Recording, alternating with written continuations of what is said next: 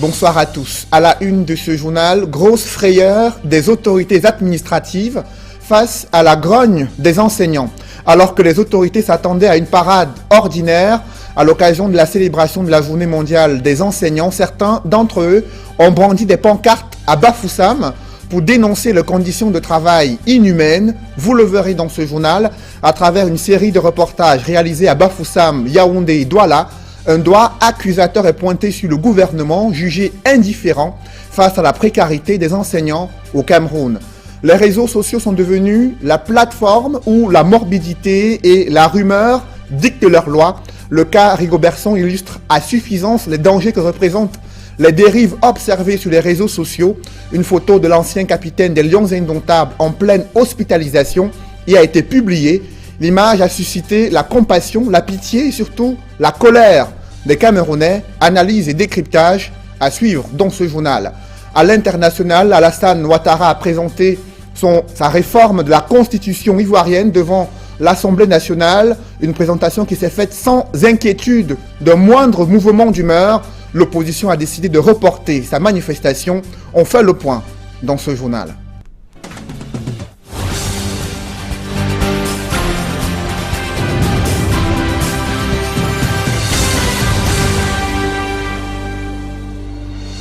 Merci de suivre cette édition complète de l'information sur Equinox Télévision. La grogne des enseignants fait peur aux autorités administratives alors qu'elles s'attendaient à une parade ordinaire lors de cette journée mondiale des enseignants. Certains d'entre eux n'ont pas manqué de crier leur mal-être. À Bafoussam, ils ont brandi des pancartes pour dénoncer des conditions de travail inhumaines et le gouvernement est pointé du doigt. Il est jugé indifférent face à la précarité des enseignants au Cameroun. Dallas Kana et Jean-Paul Chouniat. À la célébration de la 23e journée mondiale des enseignants à Bafoussam, des chevaliers de la crève viennent cette fois-ci manifester et dénoncer en public la précarité de leurs conditions de vie et de travail. Parmi les revendications inscrites sur leur pancarte, la rénovation des infrastructures scolaires délabrées, la revalorisation des salaires, les primes de documentation, l'intégration des enseignants, entre autres. Nous voulons le recrutement et puis même dans des secteurs privés là qu'on essaye de nous mettre à l'aise même par rapport au salaire. Oui, parce que nous souffrons beaucoup même. Il y a des enseignants qui sortent des écoles normales. 40 mois après, ils n'ont pas été pris en charge, c'est-à-dire qu'ils n'ont pas de salaire. Et c'est récurrent. Nous ne comprenons pas pourquoi une telle lenteur dans le traitement de leurs dossiers. Mais cette démarche syndicale de revendication publique n'est pas du tout du goût de Awafonka Augustine, le gouverneur de l'Ouest qui préside la cérémonie à la place des fêtes.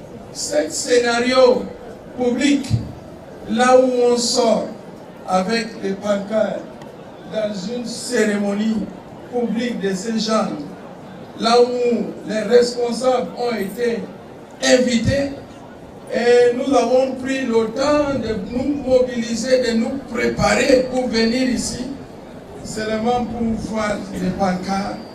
Je crois que ça n'honore pas cette journée.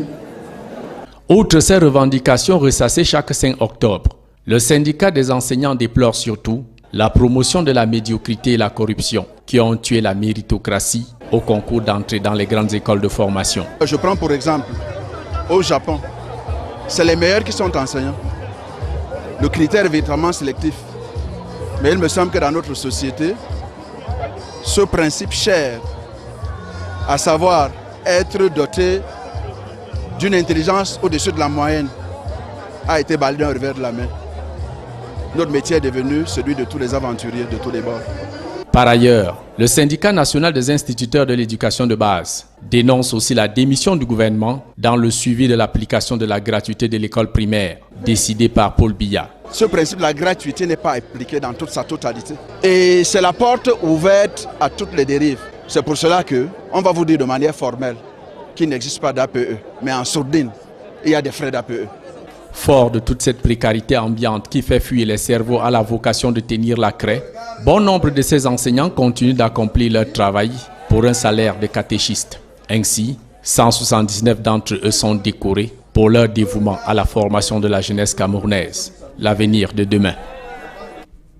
Cette journée des enseignants s'est également déroulée sur fond de revendications à Yaoundé, dans la cité capitale. Les enseignants exhortent le gouvernement à mettre en application le statut particulier pour ces acteurs de premier plan dans la formation des générations de Camerounais. Reportage Joël Essengue et Ike Cyril.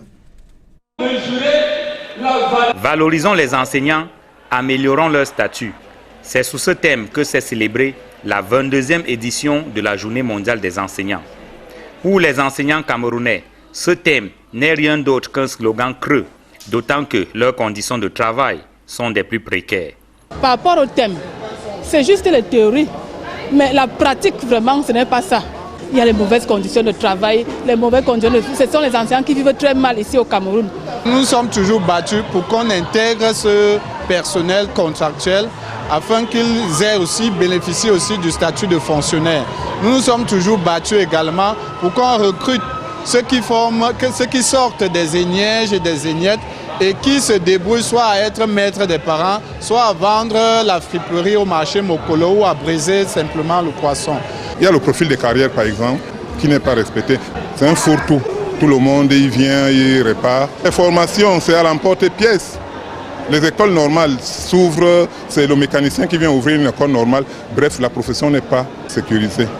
La situation est d'autant plus grave que le statut particulier des enseignants, signé depuis plus d'une dizaine d'années, n'est toujours pas appliqué. Ce statut particulier, de manière globale, octroie beaucoup d'avantages aux enseignants, essaie de leur redonner un peu de dignité, notamment sur le plan de l'évolution de la carrière, sur le plan de l'octroi de quelques primes et autres avantages prévus par ce décret présidentiel, ce statut-là.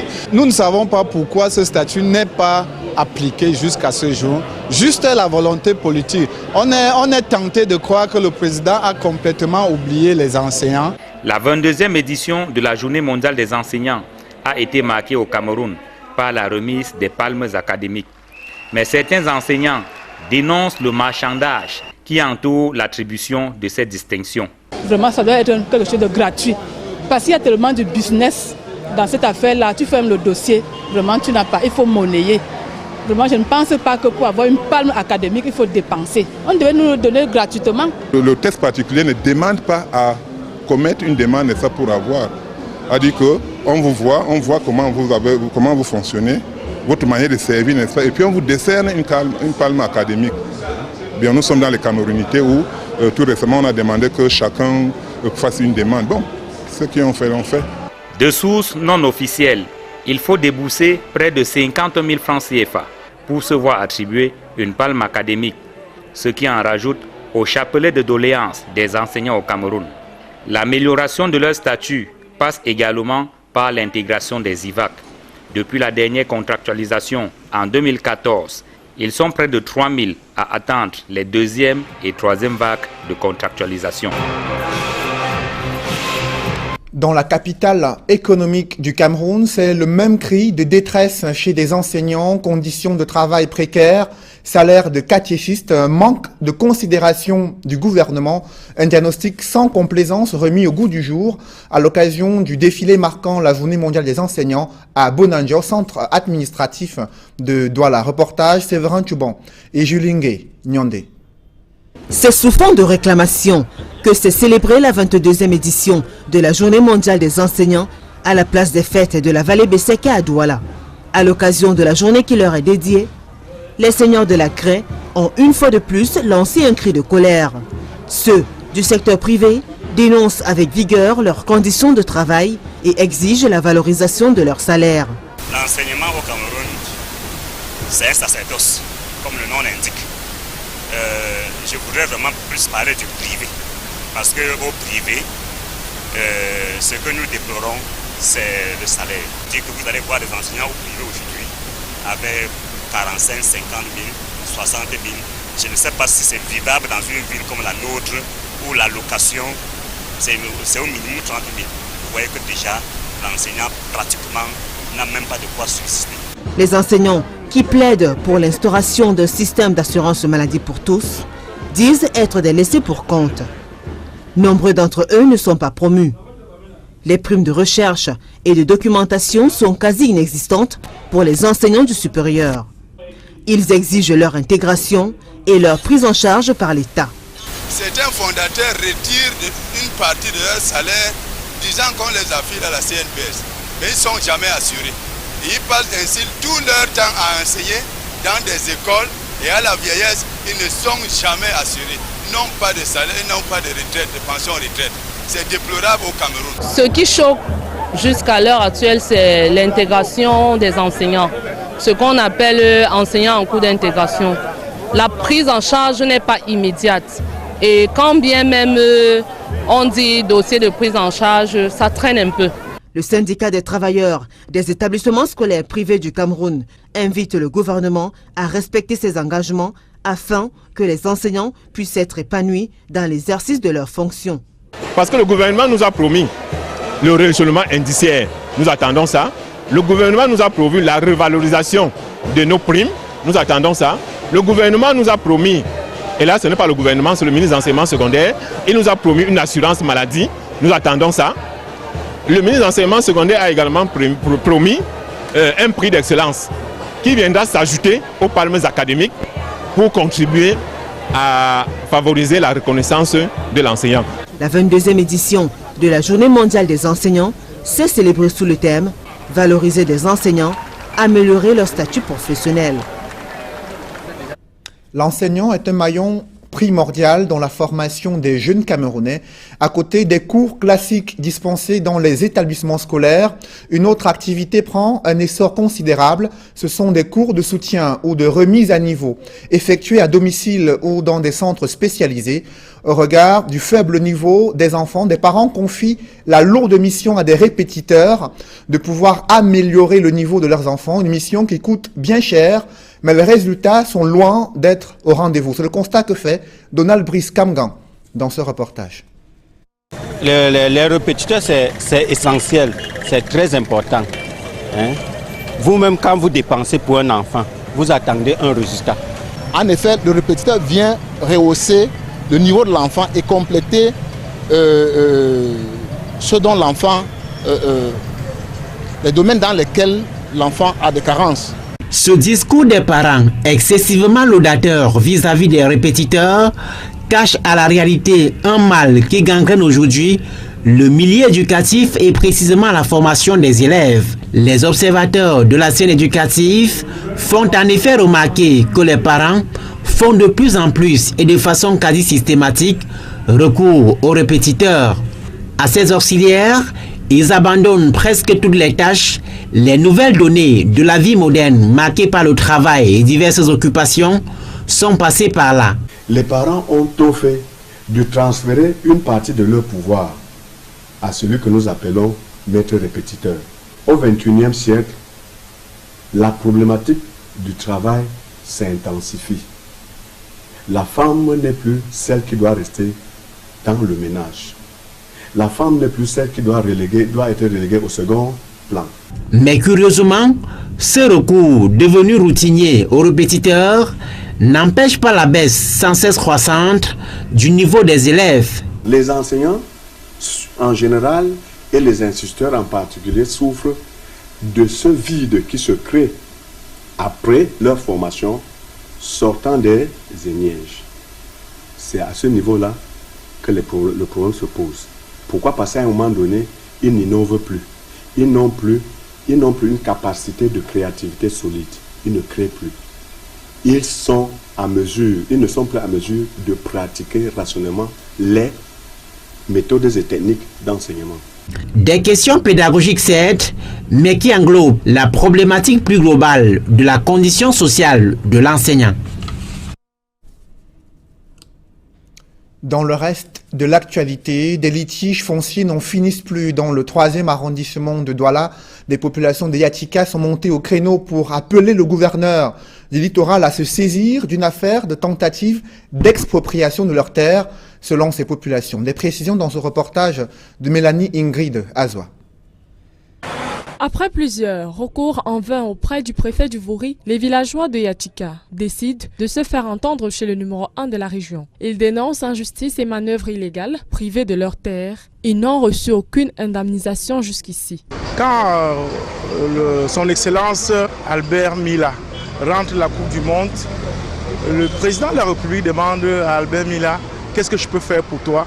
Albert lui dit, si l'État pouvait donner les terres à mon canton, j'en serais vraiment ravi. Tout part du décret d'avril 1992 autorisant l'attribution d'espaces vitaux aux 7 villages du canton Bakoko. Le village Yatika devait alors bénéficier de 134 hectares, des hectares revus à la baisse au fil des années. La collectivité, après moult plaintes, reçoit finalement 42 hectares dans une indemnisation dite spéciale. Un autre problème se pose. L'établissement des superficies au profit des 2 titres fonciers 26 278 et 31 348 de la collectivité Yatika aurait empiété sur le domaine privé de l'État, d'où la nullité d'ordre public de ces titres fonciers. À la date du 30 juillet 2013, le ministre des Domaines réhabilite dans ce titre foncier. Quand on a réhabilité dans les titres fonciers, nous sommes allés auprès des services cadastrales, ils nous délivraient des certificats de propriété. Croyant que le problème avait été déjà résolu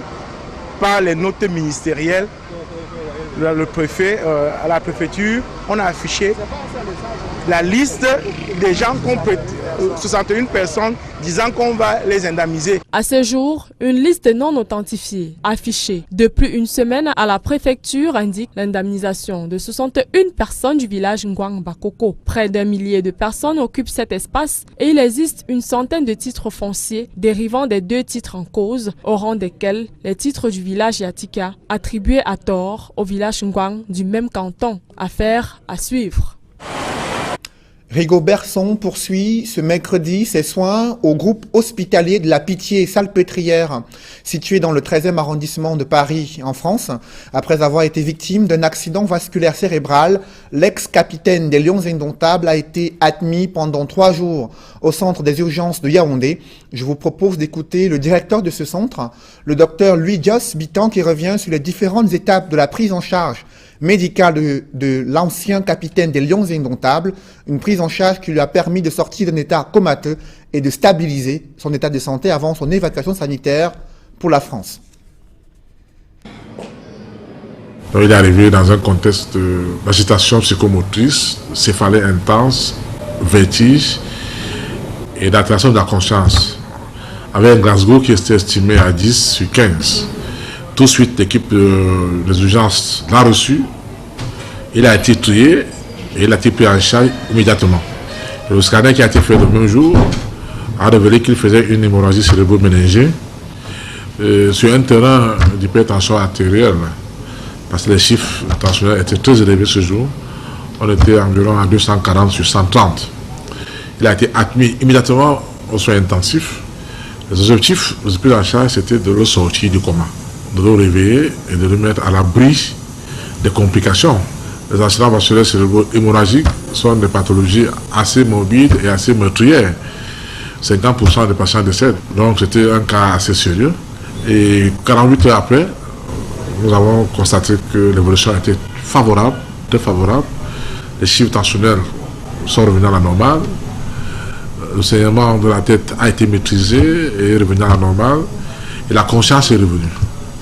Il a repris conscience, on l'a même sévré de l'oxygène, il a commencé à respirer en spontané depuis hier. Et hier, au moment où il sortait de l'hôpital, c'était un patient qui était conscient, bien conscient et équilibré. Et pour la petite histoire, elle a même pris son premier repas au curry avant de partir de l'hôpital. Il s'est exprimé avec la famille proche et nous l'avons laissé à l'aéroport Saint-Malin dans un vol médicalisé qui a décollé à 19h22 du Cameroun. Nous allons rester en connexion avec l'hôpital d'accueil pour l'évolution de sa prise en charge. Une photo de Rigobert Song Baranak en pleine hospitalisation a été publiée sur les réseaux sociaux. L'image a provoqué l'indignation, la compassion, la pitié et surtout la colère de certains internautes. Cette image glauque est une violation de l'intimité et de la vie privée de l'ex-capitaine des Lions Indomptables. Certains sont allés plus loin, annonçant la mort du sélectionneur national de l'équipe A', une rumeur infondée, un dérapage morbide, condamné par le gouvernement et des universitaires. Reportage, Marcelin Gansop. Le ministre de la Santé publique n'a pas attendu que Rigobert Song prenne le chemin des airs pour condamner la grave atteinte dont il a été l'objet via les réseaux sociaux. Une photo de l'ancien capitaine des Lions indomptables du Cameroun, couché dans sa chambre d'hospitalisation du centre des urgences de Yaoundé, a fait le tour des réseaux sociaux. Un acte que condamne fermement André Mamafouda. Que cela retire ces images parce qu'il faut quand même respecter la dignité humaine. Et les images postées dans les réseaux sociaux ne font pas honneur à notre pays parce qu'il ne faut pas vouloir manipuler sur le cas d'un être humain. Donc que cela fasse attention. Le directeur du centre des urgences de Yaoundé, également choqué par la publication de cette photo, a tenu tout de même à dégager la responsabilité de son personnel. La santé, c'est quelque chose d'intime. Il n'est pas question de publier des images filmées dans un hôpital. La pression était trop forte, la famille avec, les gens arrivaient de partout, et chacun voulait aller voir ce qui se passait.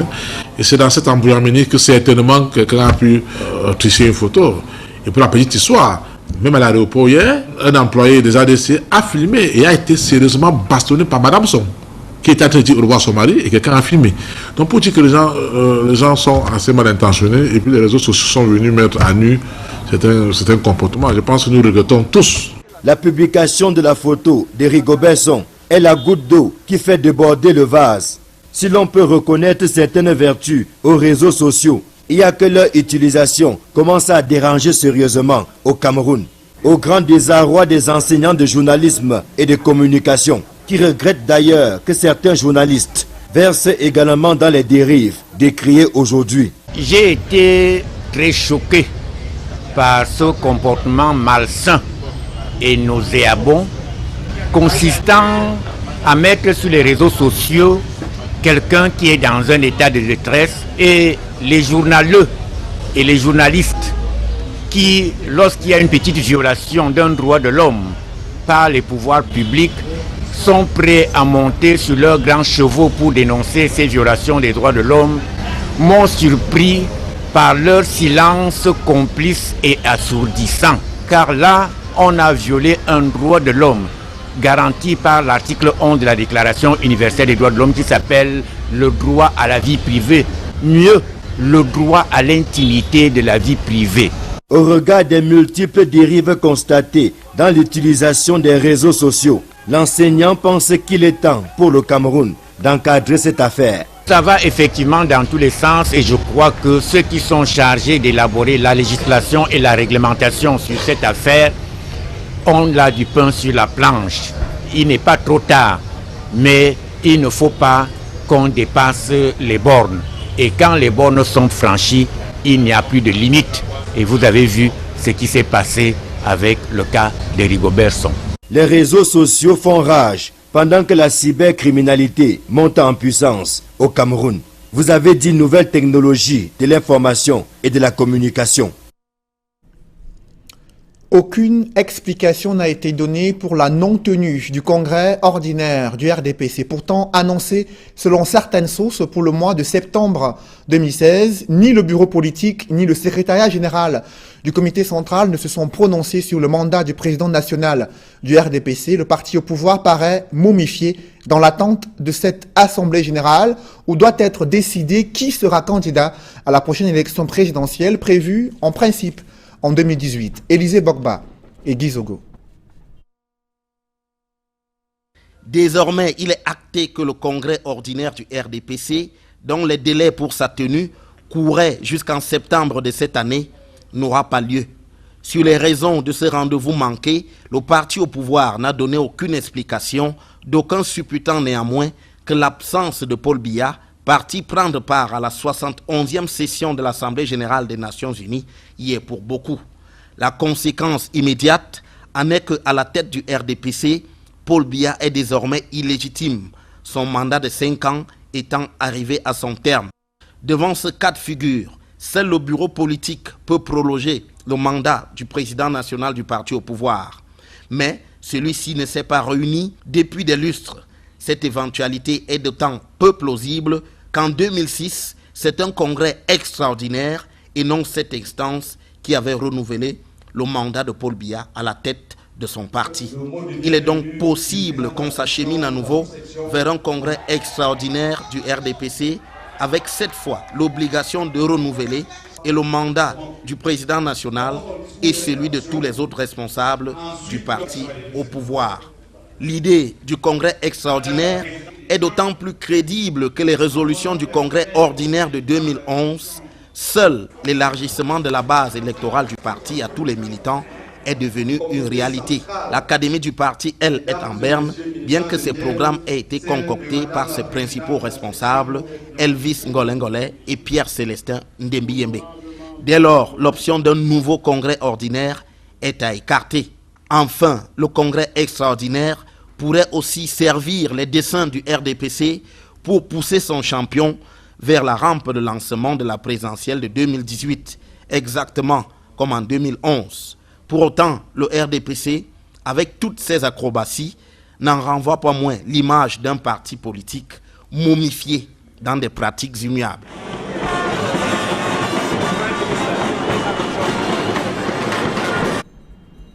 Dans l'escale internationale de ce journal, Alassane Ouattara était devant les députés ivoiriens pour défendre sa réforme de la Constitution.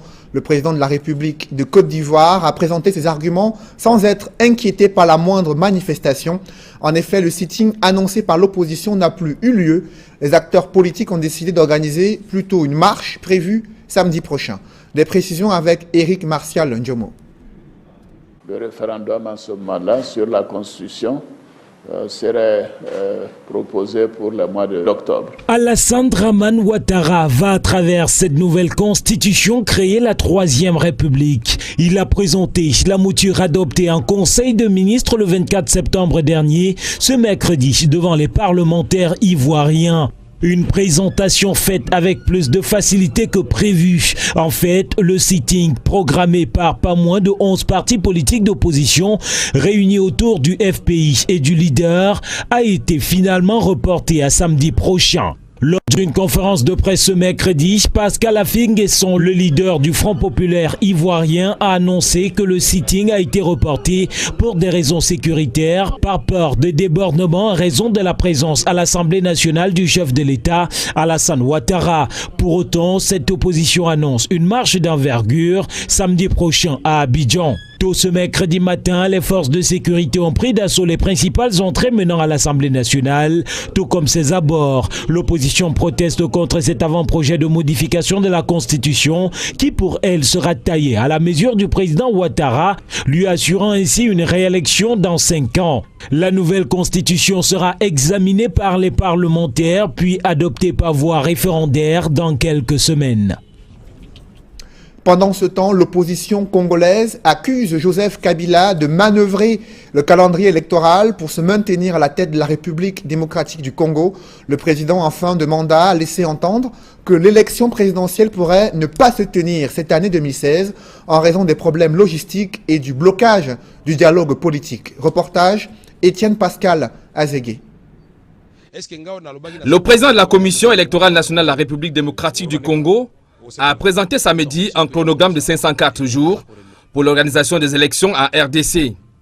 Selon Corneille Nangaa, ce délai va permettre à la CENI d'acquérir le matériel de vote, mais aussi de clôturer l'opération de refonte du fichier électoral. Ainsi, le corps électoral pourra être convoqué en novembre 2017, renvoyant par ailleurs à une année plus tard la tenue de la présidentielle, soit 2 ans après la fin du second mandat du président Joseph Kabila. La CENI estime que le fichier électoral pourrait être finalisé au plus tard le 31 juillet 2017. L'Église catholique, quant à elle, maintient sa suspension de participation au dialogue national en cours depuis le 1er septembre. L'Église catholique souhaite, à travers cet acte, favoriser la formation d'un cadre inclusif qui permettrait de trouver un compromis avec la frange de l'opposition réfractaire aux assises. La problématique de la tenue des élections dans les délais divise profondément la classe politique en RDC.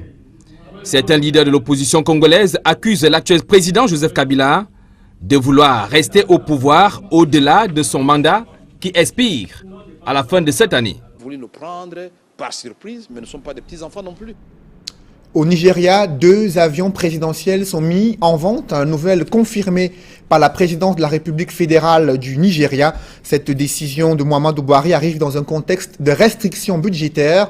Le Nigeria pourra ainsi obtenir près de 13 milliards de francs CFA en vendant ces 2 avions de luxe. Il s'agit des jets privés appartenant à la présidence de la République fédérale du Nigeria. Et une autre en sport, l'équipe nationale de football et l'Olympique de Marseille ont fait match nul ce matin lors du match amical qui opposait ces 2 équipes. Le match s'est joué à huis clos au centre d'entraînement de l'Olympique de Marseille, un club de Ligue 1 en France. Mesdames, Messieurs, c'est la fin de ce journal. Merci de l'avoir suivi. Je vous souhaite une bonne soirée sur cette même antenne.